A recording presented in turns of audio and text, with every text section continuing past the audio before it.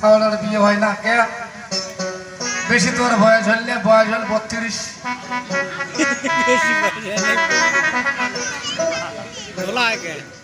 এমন বয়স হয়েছে ছাওয়ার বিয়ে দেওয়ার বয়স নাই চেংড়া ভাঙা পছন্দ করে না ওই ছোট ছোট ছাওয়াগুলো বেটিক বিয়ে দিছে আজকের বেটি এলা বিয়ে হয়ে নাই মরে মামার বেটি এলা মামার বেটি হামার নেওয়া নাই ওটা মানসিক সোনা সোনা দেশের মানুষ করি বর্ণনা মোবাইলে আর কমি সভা ধরি খুব জ্বালা কালা সভা জ্বালা খালি মামার নয় তোমারও মেয়ে নিয়ে মেয়ের বাবার দারুণ যন্ত্রণা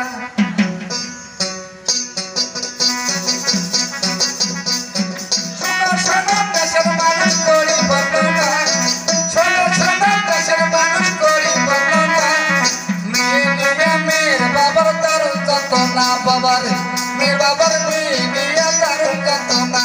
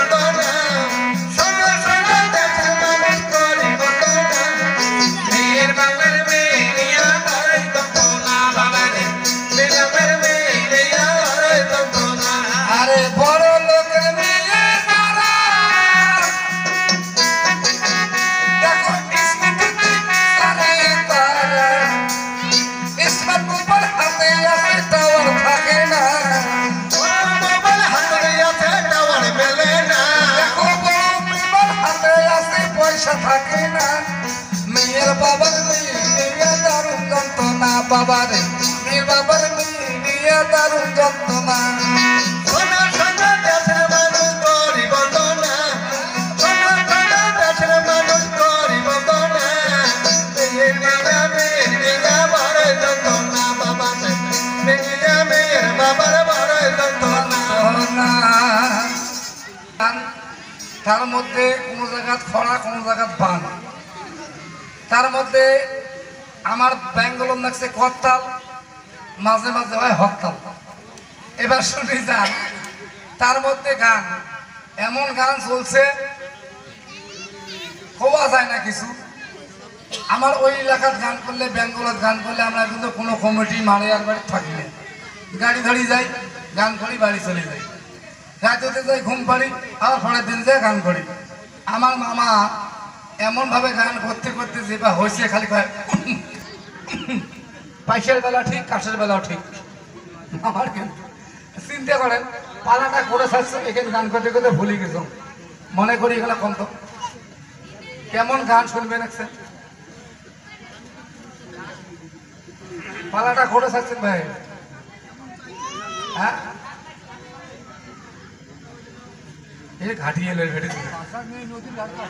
সফিয়ানের বেটি জুবেদা এবার খবরের উপর কি করছে রুটি দান করছে কি করে নাই আসি নাই এমন সময় মামা ভাগিনা কি কইছে একজন গা ডুবে ধরছে আর একজন খবরের উপরে বসিয়েছে এই তো সফিয়ান মাস্টার বেটির নাম জুবেদা এবার যখন জুবেদা চান করে আসে তা চারটে মেয়ে মানুষ যদি এক জায়গায় হন কি আল্লাহ ভাই বন্ধ কামায় হিন্দি ধরেন কামায় ভোজপুরি কামায় অসমীয়া কামায় ভাবাই দিয়ে কামায় গোপালবাড়ি ধরেন না গুনগুনেন আর যদি কোনো শাখাই আছে দিদি বোন আজকে তা গীত গান শুরু হয়ে গেছে পারে ঘুম পাড়াপাড়ি নাই হ্যাঁ গাওটাও ধুইয়া এবার এই মেয়ে কয়েকজন যখন আসে বেশি সিগারেট সিগারি করেন না, না আজকে আনন্দ ভর্তি কর্ম, আমার বাবা বাদশা।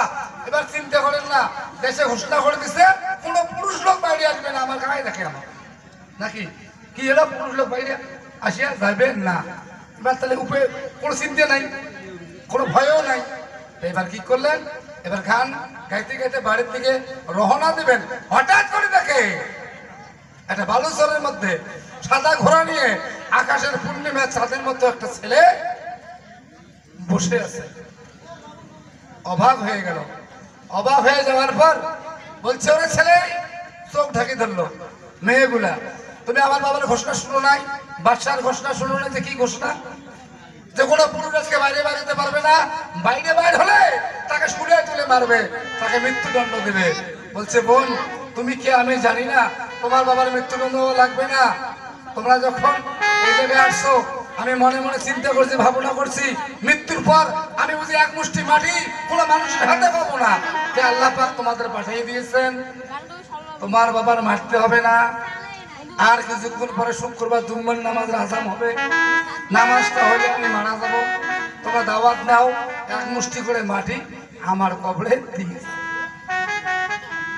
কন্ত ভাই এই কথা তো তোমরা শোনেন, মনটা তোমার কি করবে?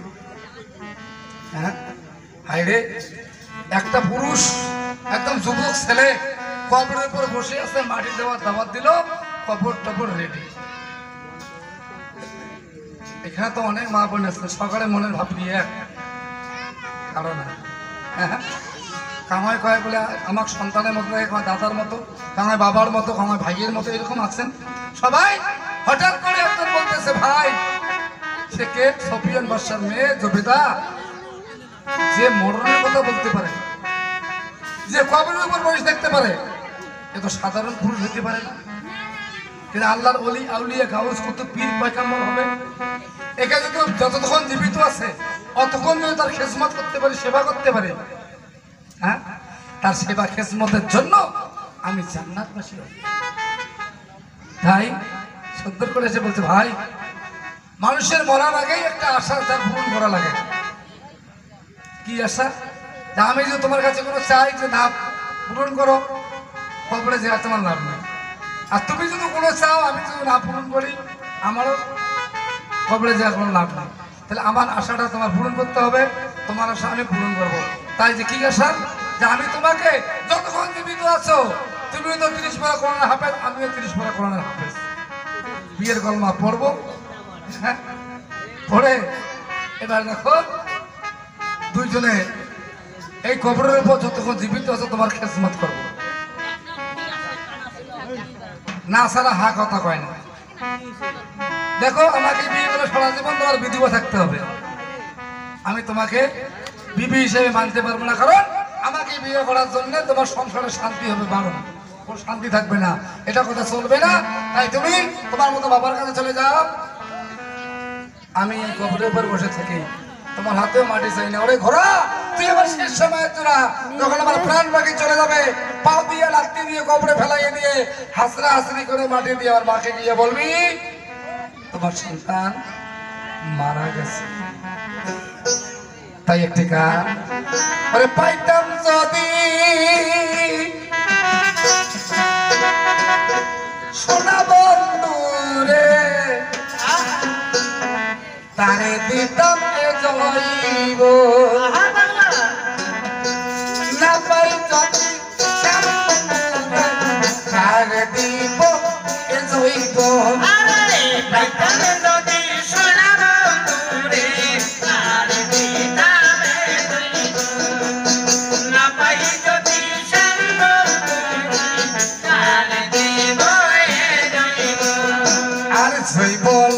জোয়ারের পানি খনে ভাইটাই জানি, জৈবন জোয়ারের পানি খনে ভাইটাই জানি, সাদা লাল কালো বড়, সাদা লাল কালো বড় ময়নার হস্তের অন্তর হয় কালো, না পাই যদি সোনা বন্ধু তার দিব জৈব।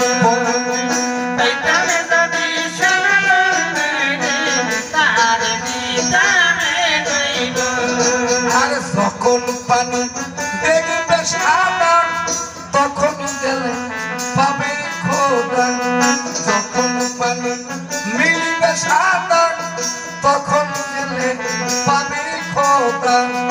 এই নিশানা কেউ পায় না, এই নিশানা কেউ পায় না, এই নিশানা কেউ পায় না। পীর মুর্শিদ ধরে শিখো এখন, আর না পাই যদি তার দিয়ে বয়ে জৈব পাইতাম যদি তার দিয়ে জৈব। সুন্দর করে এবার রাজি হয়ে গেল উমর ফারুক, দুইজনের এবার দোয়া পাঠ করে যখন সখীদের যাইতে বললেন, এমন সময় ওই জঙ্গলের মধ্যে একটা মা ভক্ত সন্তান জীবনে মাকে মাটিতে রাখে নাই, এমন মাতৃভক্ত। তার মায়ের সঙ্গে আমার কথা আছে, বাবা আমি তোকে 10 মাস 10 দিন পেটে করে রাখছি, যখন তুই খাইতে পারিস নাই, চলতে পারিস নাই, হাঁটতে পারিস নাই, তোকে কি কোথায় রাখছি? পেটের মধ্যে রাখছি 10 মাস 10 দিন, উবেছি, উবিয়েও শেষ নাই। যতদিন হাঁটতে পারিস নাই, খাইতে পারিস নাই, দৌড়ি করতে পারিস নাই, অতদিন খোলাই করে নিয়ে বেড়াচ্ছি, স্তনের দুধ তো পান করে খাওয়াইছি। তাহলে বাবা আমি মৃত্যু হলে, অসাল হলে তুই কি করবি? দাদা ভাই তোমরা কি করবেন? অনেক দাদা ভাই জ্ঞানী ব্যক্তি, মানি ব্যক্তি আছে। তোমার মা বুড়ে হলে, বিছানায় থাকলে কি করবেন?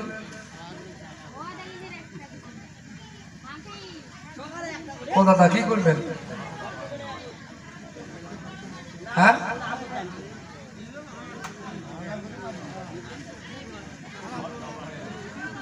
মাকে ঘাড়ত করে নিয়ে বেড়াবেন না কোড়ত করে নিয়ে বেড়াবেন? যদি বিছনে বাড়ি পায়খানা বাড়ি কি করবেন? নদীতে ধুয়ে আনছেন কোনোদিন? আনবেন? আছে তাহলে মাও আছে, মাও আছে তার জান্নাত আছে, যার মাও নাই তার জান্নাত নাই। মাও যার আছে তার জান্নাতের সেবা করে নেবেন, জান্নাতের দরজা খোলা আছে। আর যার মাও নাই তার জান্নাতের দরজা বন্ধ হয়। এই জন্য বলছে রব্বিল হামহুমা কামা রাব্বানি সাগীরা, আপনারা জানেন সবাই। এই জন্য আসলে জারি শুনতে গেলে হইতে হবে ভারী, বয়সে ভারী না, জ্ঞানে ভারী হইতে হবে। আমার গান মনে করে সবাই শুনে যাবেন। মেলা মানুষ মেলা তাল মান রূপ টুপ দেখিয়ে যায়, গানের মানে কয়জন বোঝে ভাই?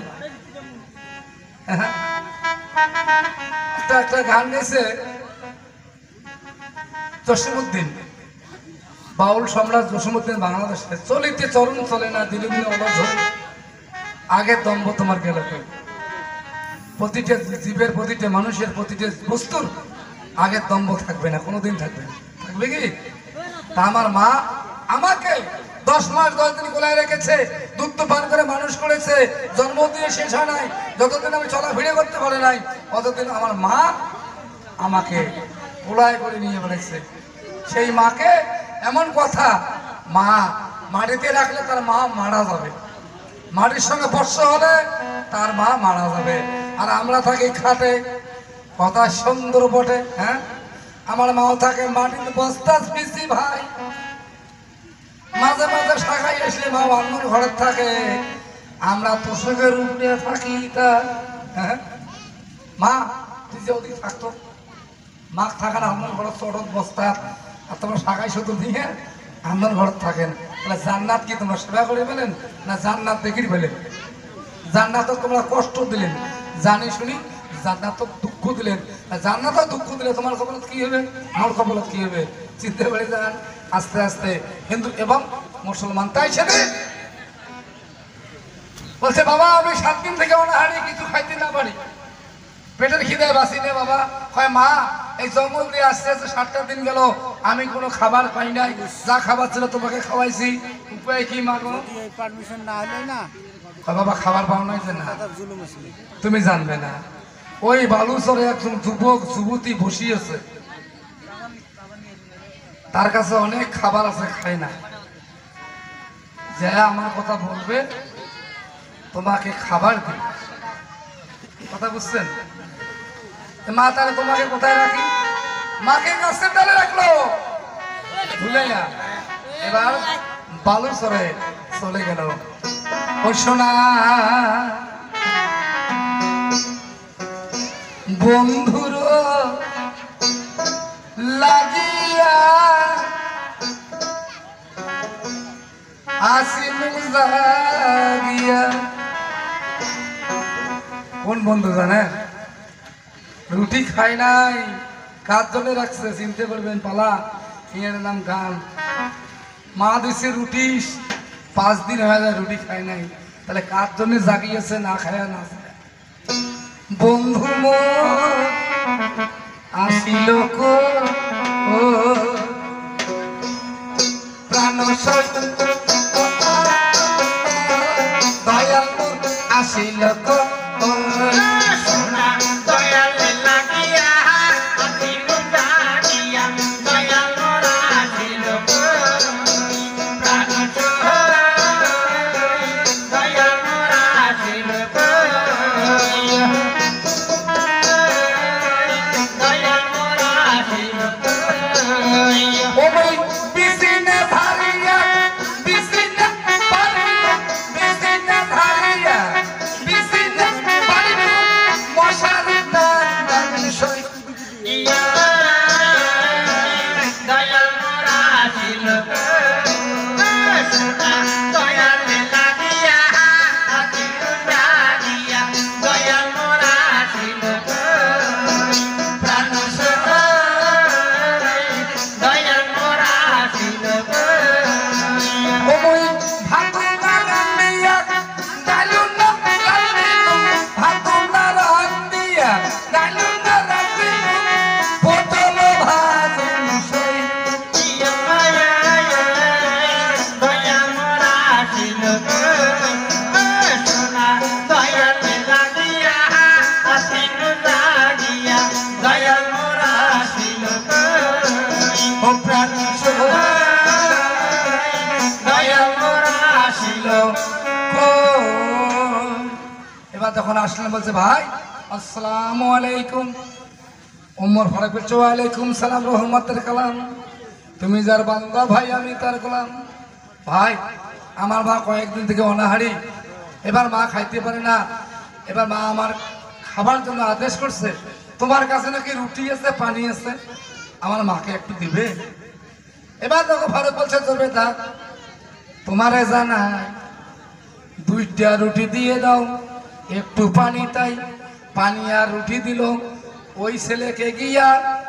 এবার স্বামীর কাছে খেজমত করছে, শোনো মনও দিয়া। এবার মা জননী দুঃখের খনি বাগানে যে ছিল, দৌড়ে ছেলে গিয়া দেখো গাছটা কি নামাইলো। নামার পরে মাটিতে রাখা নিষেধ আছে তাই পায়ে লম্বা করে এবার দেখো বসাইয়া মাকে খানা খাওয়ায়। ভাই একনা রুটি যাইল মুখে দিল মা জননীর হাই। মা গলা চিপে ধরে দেখো চিৎকার মেরে যা। ওরে বাবা, বুকের ধান চোখের মানে কলিজার টুকরো নয়নের তারা। বাবা রে, তুই নিজের গর্ভজাত সন্তান হয়ে আমাকে বিস্মান করালি। বলছে মা আমি তো তোমাকে বিস্মান করাই নাই, তুই কি করাইছো? যে রুটি খাওয়াইছি। হয় বাবা পিসের থেকেও বেশি। যে কেন? যে লোকটা নিজে না খেয়ে আমাকে দান করছে, তোমার মাকে খাইতে দিচ্ছে, সেই লোকটা যার কিছুক্ষণ পরে মারা যাবে, যে তোমার এত বড় উপকার করলো, তোর মাকে খাইতে দিল, সেই লোকটার জন্য তুই কি করবি? মা সত্যি কথা তো হ্যাঁ ঠিক আছে, এই রাস্তা দিয়ে তো যাবে, যে মারা যাবে আজরাইল জম এই রাস্তা দিয়ে যাবে। আমার মামার কাছে জিজ্ঞেস শোনা, সেদিনকে মাকে খানা খাওয়ালেন, খানা খাওয়ার পরে এবার ওই রাস্তায় উমর ফারুকের প্রাণ নিতে পারলো কি পারলো না, তার কাছে জিজ্ঞেস। সবার মুখে একটু একটু করে গান শোনেন। আগে